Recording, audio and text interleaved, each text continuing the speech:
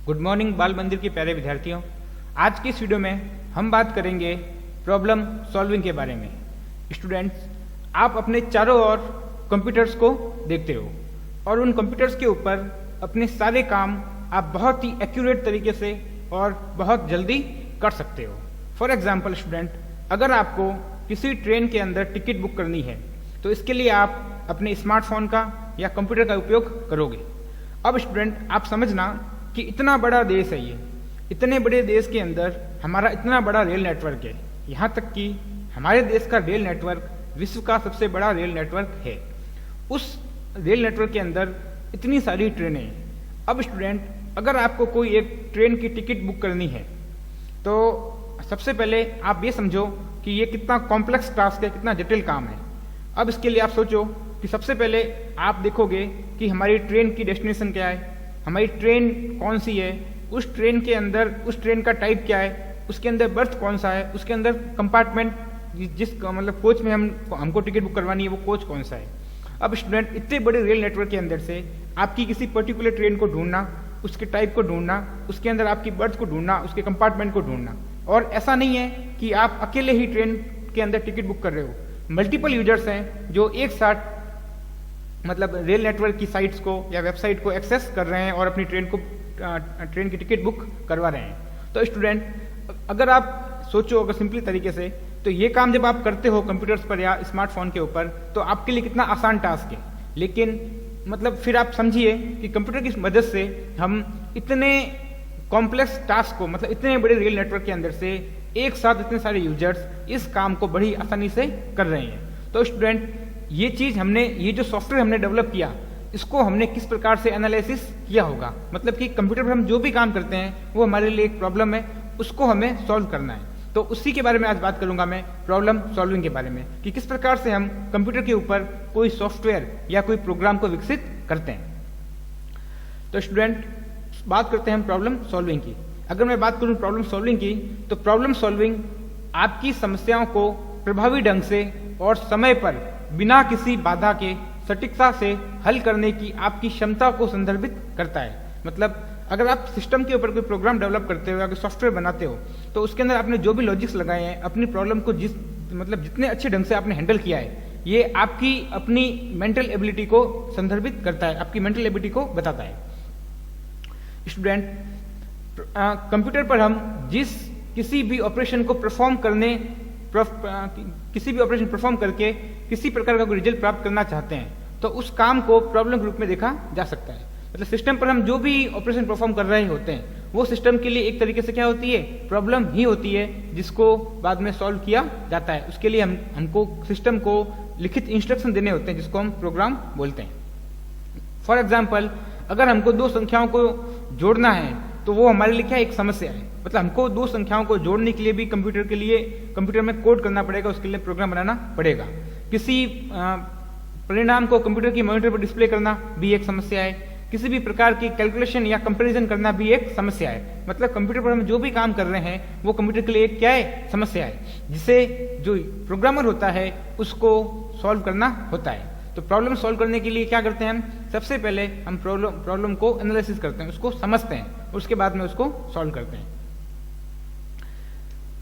किसी प्रॉब्लम को हल करने में कंप्यूटर की सफलता इस बात पर निर्भर करती है कि हम प्रॉब्लम को कितना सही और सटीक तरीके से परिभाषित करते हैं। मतलब कि हम समस्या को कितने अच्छे ढंग से समझते हैं, और अच्छे ढंग समझने के बाद हम उस समस्या के लिए एल्गोरिदम डिजाइन करते हैं। स्टूडेंट, एल्गोरिदम किसी भी समस्या का चरणबद्ध एक तरीका है। मतलब एल्गोरिदम हम अपनी नेचुरल लैंग्वेज के अंदर, नेचुरल भाषा के अंदर किसी भी समस्या को समाधान के लिए जो स्टेप्स लिखते हैं उसको हम एल्गोरिदम कहते हैं।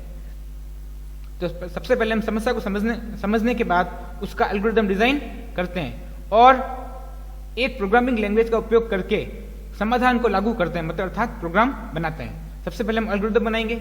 एल्गोरिदम में हमारी उस समस्या को हल करने के सारे स्टेप्स लिखे हुए होंगे और उस एल्गोरिदम के आधार पर, उन सभी स्टेप्स के आधार पर हम किसी प्रोग्रामिंग लैंग्वेज के अंदर प्रोग्राम बनाते हैं और उस प्रोग्राम को हमारा कंप्यूटर समझ सकता है। तो स्टूडेंट, तो सबसे पहले हम क्या करेंगे, प्रॉब्लम को अच्छे से समझेंगे उसके लिए एल्गोरिथम डिजाइन करेंगे और एल्गोरिथम डिजाइन करने के बाद में हम किसी प्रोग्रामिंग लैंग्वेज के अंदर उसके लिए प्रोग्राम बनाएंगे। अब स्टूडेंट, अगर मैं आपको सिंपल शब्दों में कहूं तो कंप्यूटर साइंस क्या होगी? कंप्यूटर साइंस एक समस्या के लिए सही मॉडल बनाने और इसे हल करने के लिए उपयुक्त यंत्रीकृत तकनीकों, मैकेनिज्बल टेक्निक्स को तैयार करने के लिए एक अमूर्त विज्ञान है। अर्थात स्टूडेंट, ये हो गया कि कंप्यूटर साइंस जिसके अंदर हम किसी भी समस्या को सॉल्व करने के लिए प्रोग्राम बनाते हैं, तो प्रोग्राम बनाने के लिए हम सबसे पहले एक सही एल्गोरिथम बनाते हैं, एक सही मॉडल बनाते हैं। क्योंकि अगर हम किसी भी कंप्यूटर के ऊपर किसी समस्या के लिए सही मॉडल को बना नहीं पाए तो हम कभी भी प्रॉब्लम को सही तरीके से समझ नहीं पाएंगे और न ही उसका सॉल्यूशन कर पाएंगे।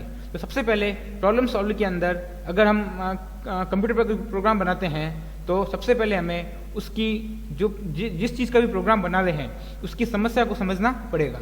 उसको समझने के बाद ही, उसका सही मॉडल विकसित करने के बाद ही हम उस मॉडल के आधार पर उस समस्या का समाधान कर सकते हैं। क्योंकि हम कंप्यूटर का इस्तेमाल करते हैं, कंप्यूटर एक मशीन है, इसलिए हम यंत्रीकृत तकनीकों, मैकेनाइजेबल टेक्निक्स का उपयोग करते हैं। अब स्टूडेंट, ये तो होगी प्रॉब्लम सॉल्व की बात। अब हम बात करते हैं कि इसके कौन कौन से स्टेप्स हैं जिनसे हम इन सभी प्रॉब्लम्स को धीरे धीरे वन बाय वन सॉल्व करते हैं। प्रॉब्लम को हल करने के चरण, स्टेप्स फॉर प्रॉब्लम सॉल्विंग। अब स्टूडेंट, अगर मैं आपको इसका एग्जांपल दूं, आप मान लो आप कार चलाकर कहीं पे जा रहे हैं, बीच में क्या होता है, आपकी कार में कहीं से आवाज आनी शुरू हो जाती है। आप कार चला रहे हैं, आप कार ड्राइव कर रहे हैं और आप देखते हैं कि कार में कहीं से आवाज आ रही है। आप कार में ब्रेक लगाते हैं, कार को रोकते हैं और बाद में कोशिश करते हैं कि आवाज कहाँ से आ रही है। आप कार का बोनट खोलते हैं और चेक करते हैं कि भाई ये आवाज कहाँ से आ रही है।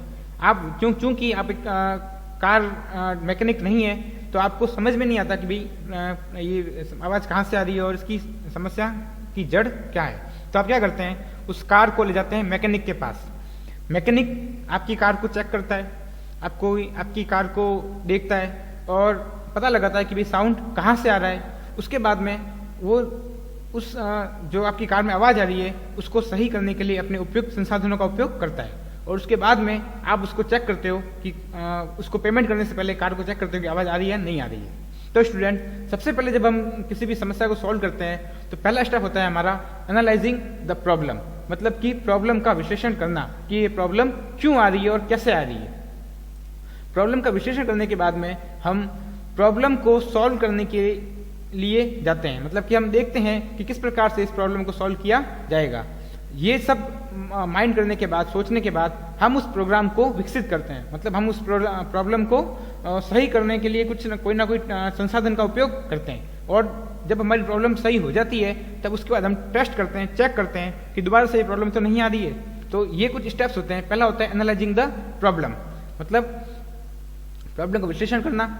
उसके बाद में डेवलपिंग एन एल्गोरिथम, मतलब कि समस्या के चरणबद्ध स्टेप्स के अंदर समस्या को लिखना, कि मतलब किसी भी नेचुरल लैंग्वेज, जिस लैंग्वेज को इंसान समझ सकता है, उस लैंग्वेज के अंदर हम किसी भी समस्या के सभी चरणबद्ध स्टेप्स को लिखते हैं। उसके बाद उन्हीं चरणबद्ध स्टेप्स के आधार पर हम कंप्यूटर के अंदर कोडिंग करते हैं, मतलब प्रोग्राम बनाते हैं। और जो प्रोग्राम बनाने के बाद हमने जो प्रोग्राम बनाया है उसका सही आउटपुट आ रहा है या नहीं आ रहा है, तो उसको हम डिबगिंग और टेस्टिंग के द्वारा देखते हैं। मतलब कि डिबगिंग और टेस्टिंग के अंदर हम ये देखते हैं कि हमारा जो प्रोग्राम है वो सभी स्थिति के अंदर, सभी परिस्थितियों में सही आउटपुट दे रहा है, और जो उपयोग करता है, यूजर है, जो सॉफ्टवेयर को उपयोग में लाएगा, उसके अनुसार सारे काम हो रहे हैं या नहीं हो रहे हैं, मतलब उसको किसी भी प्रकार की कोई प्रॉब्लम नहीं होनी चाहिए। ये हम डिबगिंग एंड टेस्टिंग के अंदर देखते हैं। तो स्टूडेंट, सबसे पहले हम बात करते हैं एनालाइजिंग द प्रॉब्लम के बारे में।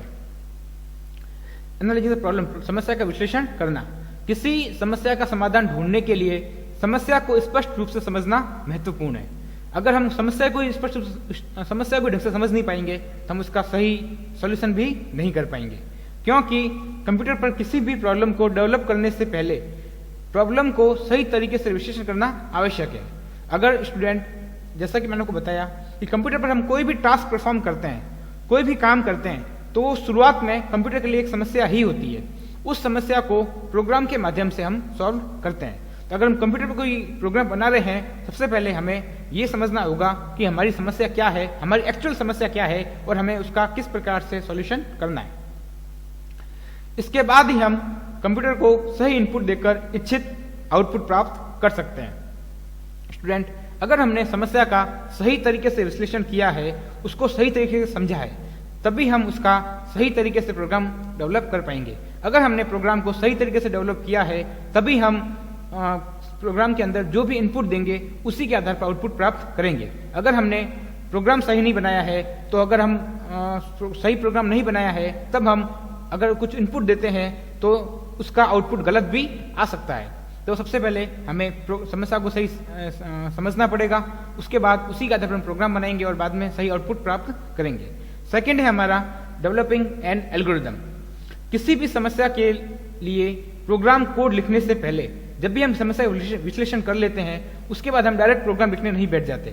हम उसके लिए क्या लिखते हैं, उसका जो समस्या को समझने के बाद हम क्या करते हैं, समस्या का समाधान करते हैं। हमने समस्या का जो भी समाधान किया है उसको हम चरणबद्ध स्टेप्स के अंदर लिखते हैं, जिसे को हम एल्गोरिदम कहते हैं। किसी भी समस्या के लिए प्रोग्राम कोड लिखने से पहले उसका समाधान करना आवश्यक है। समाधान को नेचुरल लैंग्वेज में दर्शाया जाता है, जिसे एल्गोरिदम कहा जाता है। नेचुरल लैंग्वेज मतलब ऐसी लैंग्वेज जो ह्यूमन समझ सकता है। कंप्यूटर जो समझता है उसको बोलते हैं मशीन लैंग्वेज, लेकिन जो ह्यूमन समझता है वो होती है नेचुरल लैंग्वेज। वो चाहे किसी भी लैंग्वेज के अंदर हो। अगर कोई एक इंडियन किसी प्रोग्राम के लिए किसी समस्या को समाधान कर रहा है तो अपने हिंदी लैंग्वेज में लिखेगा, कोई वैसे ब्रिटिश है वो इंग्लिश में लिखेगा, चाइनीज लैंग्वेज में लिखेगा। मतलब कि किसी भी नेचुरल लैंग्वेज के अंदर जिसको ह्यूमन समझता है, उसके अंदर हम चरणबद्ध स्टेप्स के अंदर जो लिखते हैं उसको हम कहते हैं एल्गोरिदम। उदाहरण के लिए, जैसे कि एग्जांपल लिया मैंने, उदाहरण के लिए एक डिश के लिए बहुत अच्छी रेसिपी, बहुत अच्छी तरह से लिखी रेसिपी को एक एल्गोरिदम मानकर कल्पना कर सकते हैं। फॉर एग्जाम्पल स्टूडेंट, अगर आप कोई किचन के अंदर कोई एक डिश बनाना चाहते हैं तो उसके लिए एक आप कुकिंग बुक का इस्तेमाल करते हैं। कुकिंग बुक के अंदर क्या होती है, अलग अलग डिशेज के लिए रेसिपी लिखी हुई रहती है। जो रेसिपी लिखी हुई होती है वो बहुत ही अच्छे ढंग से लिखी हुई रहती है, जिससे कि जो भी उसको पढ़ रहा है उसको अच्छे से समझ में आए। तो एल्गोरिदम को भी आप इसी तरीके से मान लो, मतलब किसी डिश के लिए एक रेसिपी मान लो, मान कर एल्गोरिदम को आप कल्पना कर सकते हो। स्पष्ट रूप से परिभाषित चरणों के साथ काम किया जाए तो एक स्वादिष्ट डिश तैयार होती है। वैसे ही एल्गोरिदम के अंदर हमने जो भी चरण लिखे हैं उनके अनुसार अगर काम किया जाए तो हम अपने कंप्यूटर के लिए एक बहुत अच्छा प्रोग्राम निर्मित कर सकते हैं। किसी समस्या के लिए एक से अधिक एल्गोरिदम संभव है और हमें सबसे उपयुक्त एल्गोरिदम का चयन करना होता है। अब जैसे स्टूडेंट, कोई भी एक समस्या हमारे पास में आ गई कंप्यूटर के लिए, तो हो सकता है उसके मल्टीपल सॉल्यूशन हो, एक से अधिक सॉल्यूशन हो, लेकिन उन सभी सॉल्यूशंस के अंदर से सबसे अच्छा सॉल्यूशन कौन सा है, हमको उसको फॉलो करना होता है। मतलब कि ऐसा कोई एल्गोरिदम जो बहुत कम समय में आउटपुट देता है, कम इनपुट लेता है, कम मेमोरी लेता है, उसी को हम सबसे अच्छा एल्गोरिदम मानेंगे और वही मार्केट के अंदर चलेगा। क्योंकि स्टूडेंट, अगर आपने ऐसा सॉफ्टवेयर बना दिया जो बहुत स्लो काम कर रहा है, जो आपका आउटपुट बहुत लेट दे रहा है, बहुत मैक्सिमम इनपुट आपसे ले रहा है, मतलब आपकी टोटल मिलाकर आपके समय की वेस्टेज हो रही है, आपके पैसे की वेस्टेज हो रही है, अगर ऐसी चीज़ अगर आप मार्केट में उतारते हो तो वो नहीं चलेगी। हमको एक ऐसा प्रोग्राम विकसित करना होगा, ऐसा सॉफ्टवेयर विकसित करना होगा जो बहुत ही कम इनपुट लेता है, बहुत ही कम जगह घेरता है और बहुत कम कॉस्ट में आ जाता है। जो स्टूडेंट, हमको किसी भी समस्या के समाधान के लिए जो हम एल्गोरिदम विकसित करते हैं वो ऐसा होना चाहिए, मतलब जो भी एल्गोरिदम विकसित करते हैं वो एकदम उपयुक्त एल्गोरिदम होना चाहिए। हो सकता है कि आप समस्या को कई तरीके से सॉल्व कर सको, लेकिन उन सभी तरीकों में से सबसे अच्छा तरीका कौन सा है उसको आप फॉलो करोगे। अब जो थर्ड स्टेप है हमारा एल्गोरिदम विकसित करने के बाद, अगर हमने एक अच्छा एल्गोरिदम विकसित कर दिया है तो उसके बाद जो हमारा नेक्स्ट स्टेप है वो है हमारा प्रोग्राम डेवलप करना, मतलब कोडिंग।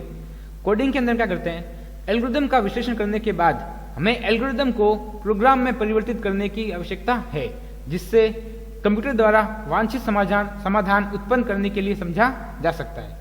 मतलब अगर हमने एक एल्गोरिदम का समस्या का विश्लेषण कर लिया अच्छे से, उसका एल्गोरिदम विकसित कर दिया, मतलब कि हमें समस्या का समाधान मालूम चल गया, अब उसको हमको सिस्टम के ऊपर प्रोग्राम के रूप में परिवर्तित करना है, जिसके द्वारा हम अपना वांछित आउटपुट प्राप्त, मतलब जो हमारा जिस समस्या के समाधान के लिए हमने प्रोग्राम बनाया था उस समस्या का समाधान कर सकें कंप्यूटर के ऊपर।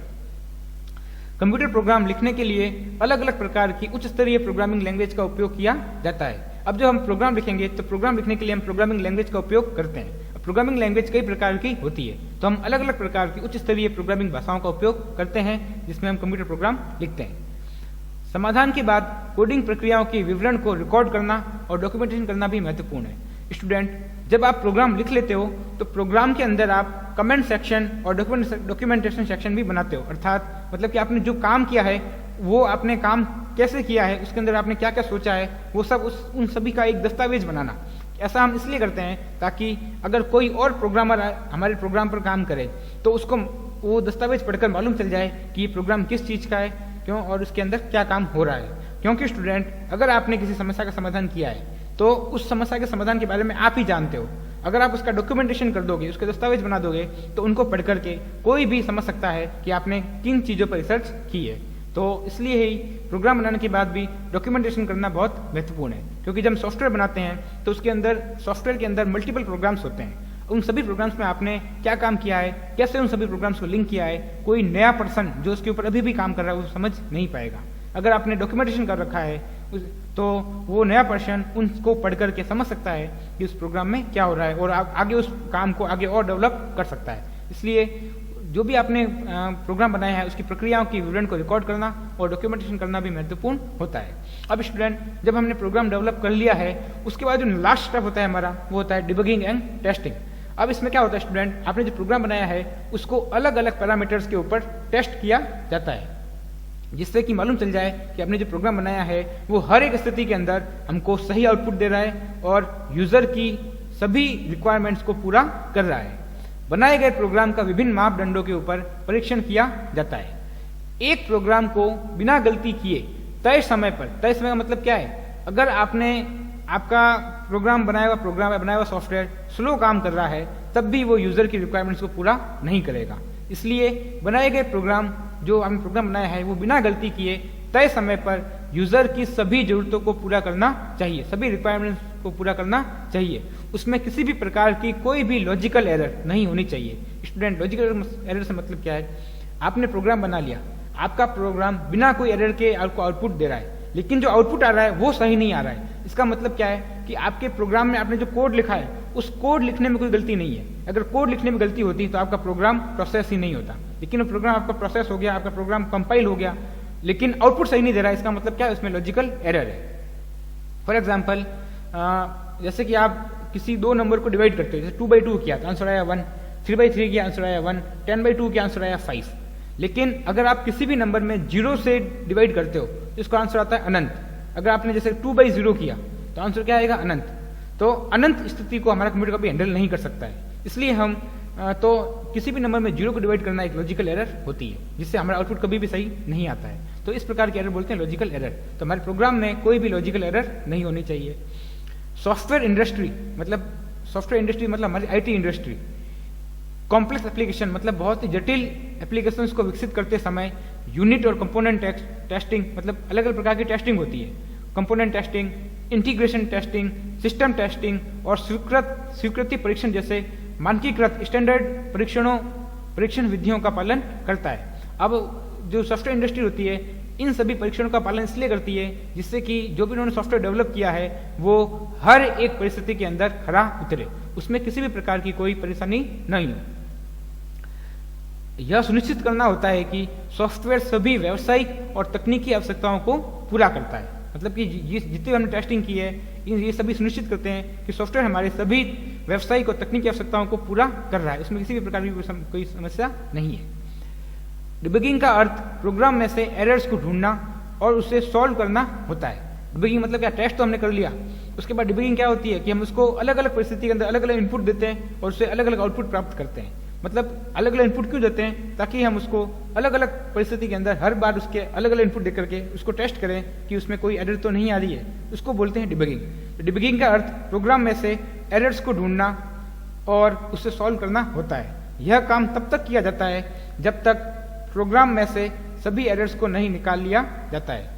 स्टूडेंट, जब तक हम प्रोग्राम में से सभी एरर्स को नहीं निकाल लेते तब तक हम प्रोग्राम को डिबग करते रहते हैं, उसको टेस्ट करते रहते हैं। स्टूडेंट, ये सब हो जाने के बाद हमने जो सॉफ्टवेयर बनाया है वो हम यूजर को सौंप देते हैं। अब स्टूडेंट, यूजर को सॉफ्टवेयर सौंपने के बाद भी अगर यूजर को कोई प्रॉब्लम आती है तब भी हम उसकी मेंटेनेंस और फिक्सिंग करते हैं। तो स्टूडेंट, ये 4 स्टेप होते हैं किसी भी प्रॉब्लम को सॉल्व करने के।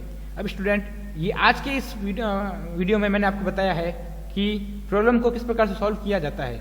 कल हम देखेंगे कि हम एल्गोरिदम कैसे बनाते हैं, एल्गोरिदम के बाद उसका जैसे एल्गोरिदम तो हो गया चरणबद्ध स्टेप्स, उसके बाद में हम किस प्रकार से उसका डायग्राम के रूप में उसको बनाते हैं, मतलब एल्गोरिदम एंड फ्लो चार्ट। तो वो हम आगे की वीडियोस के अंदर बात करेंगे। आज की वीडियो में इतना ही स्टूडेंट, धन्यवाद।